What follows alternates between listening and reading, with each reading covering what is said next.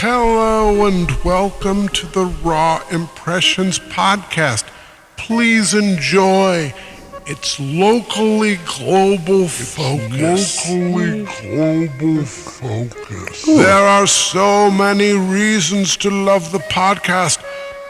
Why it was nominated for 5 Pammy Awards back in 2024. Remember? That's what Husker Du means. Did you know that? It means do you remember in like Swedish or something. Really? It does. The reasons to love the podcast. Nostalgia. My nostalgia. You can do it, Duffy Moon. Oh my god. There's fireworks happening in my video. There is? Do it, Duffy Moon. I am in total control. I can make anything happen. I am a completely new person. You can do it, Duffy Moon. Oh, Wow, that's a little excerpt from my favorite after-school special. First airing. Look at this. Oh, Look what I got here. a little cheat sheet, little Research sheet. Mm. A good podcast is about information. Is it? Yes. Okay. I mean, we didn't win those Pammys. Oh, we're finally revealing that, huh? We were nominated, and this year... No nominations? No nomination. That's harsh. It was February of last year that we were notified that we were nominated For the Pammys. for the Pammys. That's the podcast awards. Yep. Anyway, February 4th, 1976, the cosmic awareness of Duffy Moon. The first aired. amazing cosmic awareness. This is a wonderful... February 4th, my mom's birthday. Oh, yeah. 1976. So this was... You know what's cool? I was thinking that in a lot of ways, I was... Awareness is to banish all negative thoughts from your mind. Let's see. Okay. Picture what you want to happen. The first principle of cosmic awareness is to banish all negative thoughts from your mind. You picture what you want to happen. The first principle of cosmic awareness is to banish all negative thoughts from your mind. You picture what Uncanny, you want right? to happen. So self-help. So this it was an after-school special about this kid that's kind of into a self-help program Oh, called Cosmic Awareness. wow. And Ahead of its time. yeah, it even has some sort of subtle references to like Scientology in it. Anyway, Huh. I'm so excited I can barely. No. Oh. That's the bad guy theme in the show. Amazing. of bad Of course. The bad guy music always. The indication. So it's about a kid who starts reading a book called Cosmic Awareness because he's very short. And he starts reading this book so he can build himself up and gain superpowers through this self-help book. You mean get taller? No, Oh. just to become a stronger person, to empower himself as he was. Yeah, there's no talk of him like supernaturally growing taller. It was about expanding his You mind. can do it, Duffy Moon. And this is what he hears. You can do it, Duffy Moon. It's his So- mind talking to him. You can do Here's the it, cool Duffy thing. Moon. I found You can do it, Duffy the Moon. demo version. I found the original version of the theme song. And now people who know this know how great the theme song is. But what I found was the very original demo of the theme song, Incredible. which has like all these extra verses in it. Really? Yeah, for the show itself, they kind of reduced it down to just like, the first verse. You can do it, Duffy. Here it is. This is it. He's got a secret weapon. He's got a secret plan. And he can do the impossible. Duffy Moon can. And Duffy Moon can. He's got manifestation, a pet crow and a big best friend. He can do the impossible. Duffy Moon can. Duffy Moon can.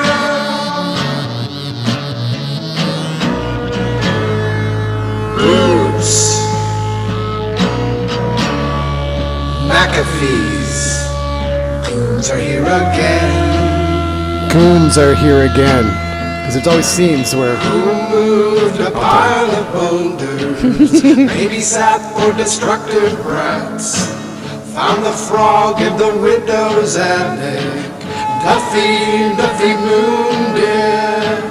Duffy Moon did. It's cool. The original song goes through the plot points. Incredible. You just stumbled upon this. Yeah. What a gem. Yeah. And The internet's amazing. It is. Yeah. What can't you find out there? Boots McAfee is the unseen, enemy of Duffy. Oh. Boots? McAfee's. Goons are here again. If you're afraid of Boots McAfee, you're in for a big surprise. A smart, strong girl with a gardening business who don't care about Duffy Moon's size.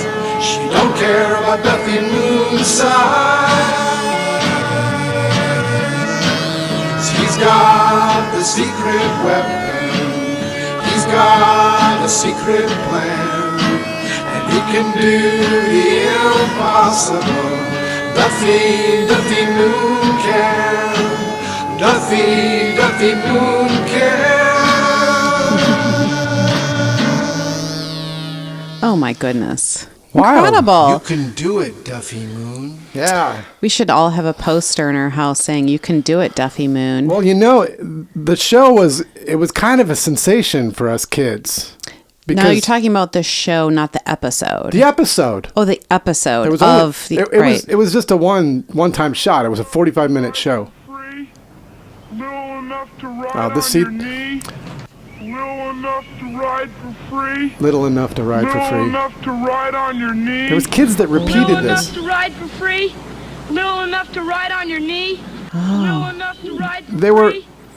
basically like memes that came from this show. Like people. Wow. I was not the only one. Many of us, and I'm at least 2 or 3 of the people listening to this right now know what I'm talking about. Mm-hmm. That we did adopt the "You can do it, Duffy Moon," and little enough to ride on your knee, little enough to ride for free. It's just the show is loaded with these awesome tidbits that you could repeat. So you were like 10 or something when this came out. 9. 9.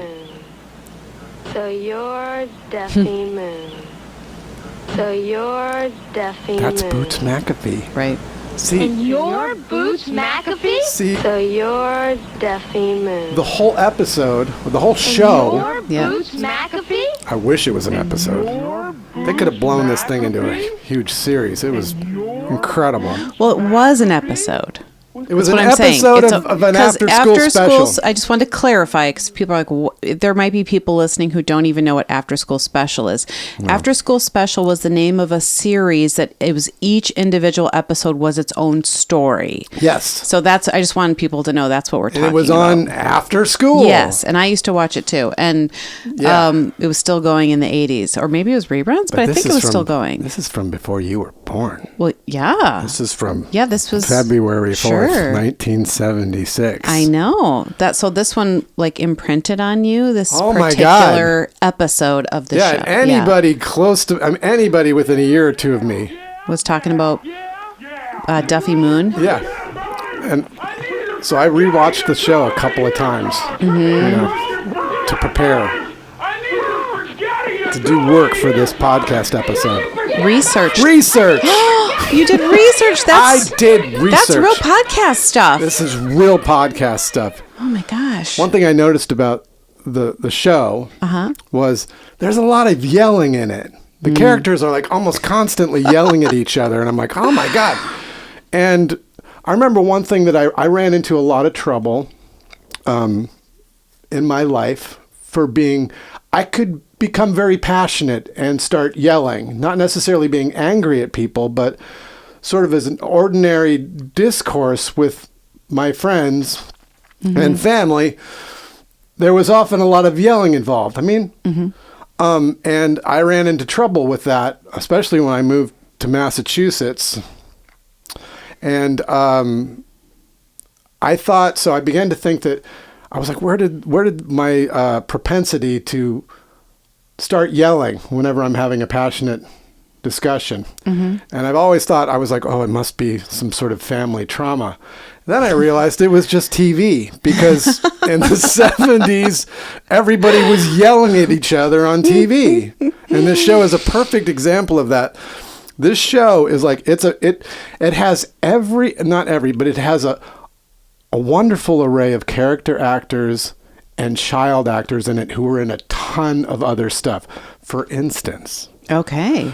Lay it on me. Here we go. Duffy was played by Ike Eisenman, who was also the star of a Disney movie series called Escape from Witch Mountain. Okay, I've heard of that. There were several of them. I loved it, although it was totally murky and I never had any idea what the movies were about. But we were excited because it was made for us. It was a Disney movie made for us, Escape from Witch Mountain. There was several of them. There was like Return to Witch Mountain. But Ike was in all these other shows.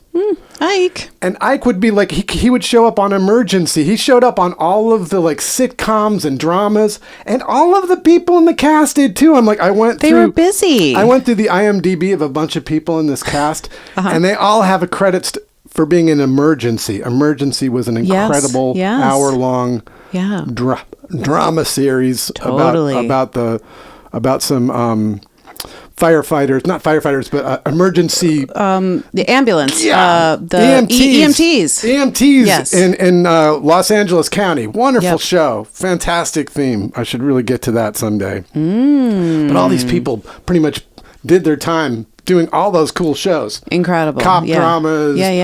Comedies, sitcoms.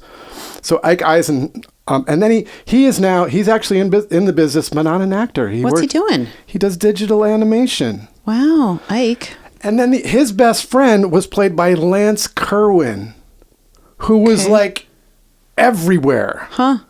Another one, but he didn't act after, like, he was a child star, but then didn't really follow up on that. Lance, what happened? But Lance had an amazing show called James at 15, which was a gritty drama series. Oh, it sounds, what a great title. Kind of a my James so-called life, but James at 15, and he even loses his virginity in it. I remember it was like, tonight on a very special James at 15. It was like a serious. Yeah. But so Lance is in it. Lance and Ike are in it, yelling at each other through the whole fucking. Oh my gosh. And then a lot of the older character actors who are in it are great because they really dig into their scenes. They really. And there's a woman named Nora Denny in it. Okay.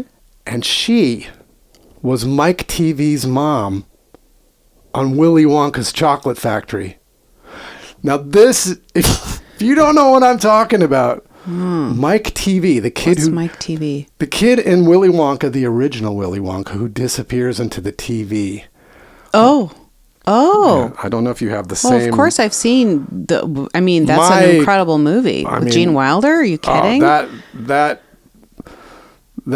movie ripped my heart out of my chest. What a trip. What a journey. What a fucking trip that movie was. But Mike TV's mom is in this. Okay. Nora Denny, right? And she showed up, and again, she's like, oh my God, it's that woman. Like, she was on Bewitched and every fucking show. So he's like an early Nepo baby. His mom was in the biz. He was in the biz. Right? You just said mom? Mike TV's mom. Mike TV. Yeah, but Mike TV, I don't even know what happened to Mike TV. Yeah, but I'm saying he had an acting career for a little while, right? And his mom was. I can't talk about Mike TV right now. I don't know who that is. We're talking about Lance Kerwin, Ike Eisenman, Nora Denny. Now this is for something for the heads here. You just said Nora Denny was Mike TV's mom. I did. That was in the movie Willy Wonka and the Chocolate Factory. Right. Mach 1. Okay. listen, but this is the great thing. Yes. Significant maybe only to me, and again, maybe one other person listening to this podcast. Should I? Nora Denny. Mark Peretta, are you there? Are you there? Yeah. Sorry. Nora Denny Yes. was the mother of Dix Denny and the Weirdos, like one of the very first LA punk bands. What do you mean she was the mother? She was literally the biological mother to the Weirdos. Two members of the Weirdos. Okay. Two humans. Two living, breathing humans that started a punk rock band in the late 70s in Los Angeles called The Weirdos, who had a fantastic song called We've Got the Neutron Bomb. Wonderful yeah. recording. Wow. She was their mom. Wow. Damn. A May. So this show is like, it's jam-packed with character actors. This is just rich. It's so and meaty. The theme, the interstitial music and the theme is all on synthesizers, so it sounds really awesome. Yeah. And I can't play the actual theme. People have got to go watch this, obviously. Well, obviously you're going to have a link to it in the show notes. Yes. And also, Mary Earle was in the show, which she was like the old lady that was in everything. She was like, you need an old lady? There she is, Mary Earle, and she's so cute. She was in a bazillion commercials. I love the idea of her. If you saw her, you'd be like, "Oh, yeah. it's the old lady," because she played the old lady. Yeah. And everything. All these people were in commercials. She locked down that role. She was the old lady. She had a lock as the old lady, and she was born in 1889. Dear God. And died in Glendale. I was just gonna say, I bet That's where I want to die. she owned a nice little home either in Burbank or Glendale. I want to die in Glendale. Just like Mary Earle. So This is my breathless. I finally did this. This is one of my first objectives when we set out to do a podcast. I knew somehow, some way, one day I would do an episode at least partially dedicated. We would find our way to the cosmic awareness. The cosmic amazing awareness cosmic awareness. So Duffy Moon and Boots McAfee. Boots McAfee. See, the whole show you think Boots McAfee is like this badass who's going to kick the shit out of Ike Eisman bully. And Lance Kerwin. See, they're competing businesses that do odd jobs around the neighborhood. So when Duffy starts doing odd jobs, when he's empowered by his self-help book, and his mantra, you can do it, Duffy Moon. Wow. His mantra, and he's puffed out his cheeks. Mantra. He had a mantra. Mantra, if you will. He had a mantra. But he could do incredible stuff, just like the original theme that exposes all of the plot points. He could lift boulders. He did some pretty incredible stuff. By the power of his mind, by believing he could do it. Even though Lance Kerwin, who played Peter, his best friend, was skeptical, he could not deny that things did happen. When Duffy kicked into his mantra, things would happen. And also, Duffy had trained a crow. There's a crow through the whole thing, a trained crow in almost every scene. Gorgeous. I love It's amazing. This. Yeah. I love this Crows bird are very, for him. very trainable, actually. And they're very intelligent birds. And as evidenced by I'm like, that crow did a fucking killer job. Good job, crow. Even the crow's great. Even the animal talent is good on this thing. Sure. So anyway, so when he comes up, he's now competing. So the other group is called Help Is Here. And they all wear shirts. Help Is Here. They wear white shirts that say Help Is Here, and they beat the shit out of Duffy a couple of times. Help is here to beat the shit out of you. He gets beaten up through at least 2 or 3 times in the course of this show. So anyway, but like Boots has never seen, like, wait till Boots hears about this. There's a lot of really funny. It also reminded me in the 70s, still like every show had to have a New York character in it. There always had to be somebody who talked in a heavy New York accent in every single show. Even though this show was clearly based in the Los Angeles area and shot on some lot within the city Universal limits. Studios, it was like... oh my God. So anyway, Boots finally, the final reveal, the last scene is that Boots is a girl. Yeah. A woman, a young woman. Help Is Here. And she's like, so you're Duffy Moon. And then just goes like, they basically join forces. The end of the show is he joins forces. So the cosmic awareness, although they do meet the guy who wrote the book Cosmic Awareness, and this is great, it turns out to be the millionaire Thurston Howell III from Gilligan's Island. Oh my God, I love him so much. Jim Backus, and he's living in a rundown apartment in Skid Row in Los Angeles. He is. And of course he's a scam. But doesn't matter because Duffy took the message that he needed to take. Oh, I thought you were saying in real life he's living in Skid Row in Los Angeles now. Oh, no, I don't know what happened. Dear. I do not know what happened to Jim Backus. I don't know. Gilligan's Island? I'm sure he's buried at Forest Lawn Cemetery. That's my guess. I hope so. He probably passed away peacefully in his sleep. Okay. Yeah, in Los Angeles County. Of course. That's a guess. Beautiful. So yeah, it turns out that Jim Backus, Thurston Howell, is the guy who wrote the book, and they go downtown to meet him, but he turns out to be kind of a scam. But still, Duffy. But he took something from it. He got something from it. I love the show, and I wanted to share that with you, and I was super pumped about finding the original. Truly incredible. It's a little folkier than I thought. Because the theme that's in the show is sung by a woman, and it's almost all synthesizers, which is pretty cool.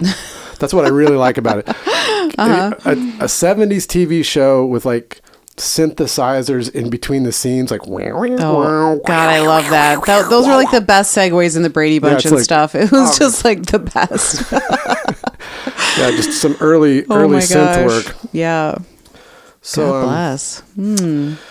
Yeah. Well, I was going to say Duffy Moon and Boots McAfee would be incredible cat names, right? This is Duffy Moon and Boots McAfee. And then Boots McAfee, they'd be like, oh, are they brothers? And you'd be like, actually, it's a boy and a girl. They are siblings, because Boots McAfee would be a girl kitty, right?